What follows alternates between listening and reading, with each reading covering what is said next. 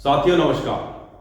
अफगानिस्तान के अंदर religious minorities के ऊपर अटैक होना एक लंबा इतिहास रहा है। इसी बीच कनाडा के एक think tank international forum for rights and security की तरफ से एक रिपोर्ट सामने आई जिसने ये खुलासा किया कि अफगानिस्तान के अंदर जो सिख माइनॉरिटी है उनके सामने तालिबान एक तरह की कंडीशन रख रहा है, उनको एक थ्रेट दे रहा है कि या तो वो सुन्नी इस्लाम में कन्वर्ट हो जाए या फिर देश छोड़कर चले जाएं।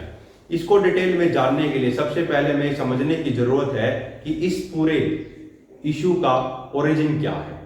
जो माइनॉरिटीज के ऊपर अटैक हो रहे हैं अफगानिस्तान के अंदर, उसका ओरिजिन क्या रहा है। हम सब जानते हैं कि अफगानिस्तान के अंदर जो सिख रहते हैं उनका एक लंबा इतिहास है। सिख अंपायर के समय में भी अफगानिस्तान का बहुत सा हिस्सा सिख अंपायर के कंट्रोल में आता था, लेकिन उसके बाद जब पूरी दुनिया ने कोल्ड वॉर को विटनेस किया और उस समय पे जो सोवियत अफगान वॉर हुआ, उसके बाद से लगातार माइनॉरिटी के ऊपर जो अत्याचार है वो अफगानिस्तान के अंदर बढ़ते जा रहे हैं। कोल्ड वॉर के समय जो सोवियत और अफगान के बीच युद्ध हुआ, उसके अंदर सोवियत यूनियन को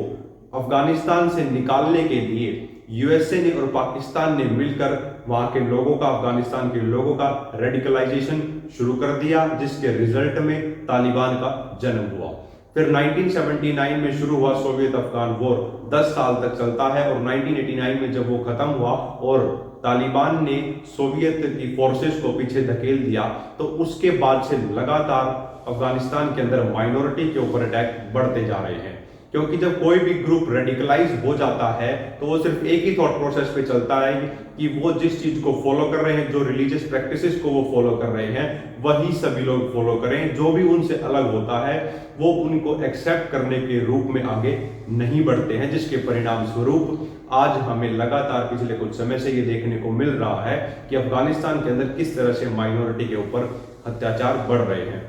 जहां 1990 के दशक में लगभग 1 लाख सिख कम्युनिटी अफगानिस्तान के अंदर होती थी, वो लगभग घटकर अब 2500 तक आ गई है। इसी बीच जब तालिबान पहली बार अफगानिस्तान के अंदर सत्ता में आया था, उस समय पर ये एट्रोसिटीज रिलीजियस माइनॉरिटीज के ऊपर बहुत तेजी से बढ़ गई थी और तालिबान के खिलाफ अफगानिस्तान के अंदर एक नॉर्दर्न अलायंस फॉर्म हुआ था जो तालिबान को पीछे धकेलने के काम में लगा हुआ था। उस समय पर जब रेडिकलाइजेशन की वजह से तालिबान पावर में आया और सिख कम्युनिटी के ऊपर बहुत ही डेलिब्रेट तरीके से अटैक हो रहे थे, गुरुद्वारों को और टेम्पल्स को तोड़ा जा रहा था, उसी समय सबसे बड़ा इंसिडेंट 13 अप्रैल 1988 को होता है। जलालाबाद के गुरु नानक दरबार गुरुद्वारे पर अटैक कर और वहां पर लगभग 41 लोगों को बहुत सीवियर तरीके से टॉर्चर कर मारा जाता है। उसके बाद एट्रोसिटीज का ग्राफ बहुत तेजी से बढ़ता चला गया और फिर जो माइनॉरिटी थी उन्होंने नॉर्दर्न अलायंस की तरफ जाकर वहां से उनसे मदद मांगने की कोशिश की कि इंडिया भी हमारी हेल्प तब कर सकता है जब हमारे पास कुछ डॉक्यूमेंटेशन होगी, लेकिन उस समय पर उनके पास कोई डॉक्यूमेंटेशन नहीं थी। तो सिख कम्युनिटी ने और हिंदू कम्युनिटी ने नॉर्दर्न अलायंस की हेल्प से डॉक्यूमेंट्स को प्रिपेयर किया और उस दौर में लगभग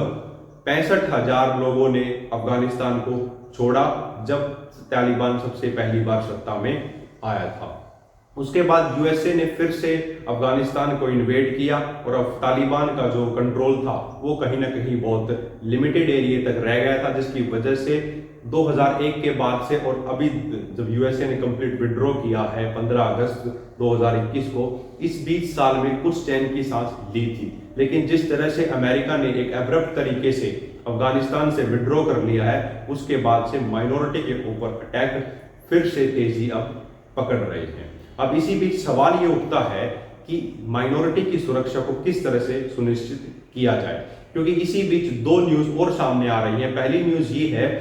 कि पाकिस्तान तालिबान गवर्नमेंट को 5 बिलियन पाकिस्तानी रुपए की एक एड देने जा रहा है और दूसरी तरफ एक न्यूज ये भी आ रही है कि इंडिया भी एक ह्यूमैनिटेरियन एड तालिबान को दे रहा है। अब सवाल ये उठता है कि जिस तरह से माइनॉरिटीज के ऊपर अटैक हो रहे हैं, तो क्या भारत को ये एड देनी चाहिए और अगर देनी चाहिए तो हम किस तरह से अपनी माइनॉरिटी की, सिख कम्युनिटी की और हिंदू कम्युनिटी की सुरक्षा को वहां पर सुनिश्चित कर सकते हैं। क्योंकि एक चीज अब बहुत क्लियर हो चुकी है कि कनाडा और यूरोपियन कंट्री जैसे जो देश हैं, इन्होंने जितने लोगों को अफगानिस्तान से निकालना था तालिबान के कंट्रोल में आने के बाद, वो निकाल चुके हैं। लॉन्ग टर्म में ये इश्यू प्रॉब्लम क्रिएट खड़ी करने के लिए आगे बढ़ रहा है, वो है भारत। चाहे वो राष्ट्रीय सुरक्षा का मामला हो, चाहे वो माइनॉरिटी की सुरक्षा का मामला हो, लॉन्ग टर्म में इस इश्यू से डील करने के लिए भारत को ही आगे आना होगा। और अब आपने हमें सुना, उसके लिए बहुत बहुत धन्यवाद। अगर आपको ये इन्फॉर्मेशन अच्छी लगी हो तो वीडियो को ज़्यादा से ज़्यादा शेयर करें,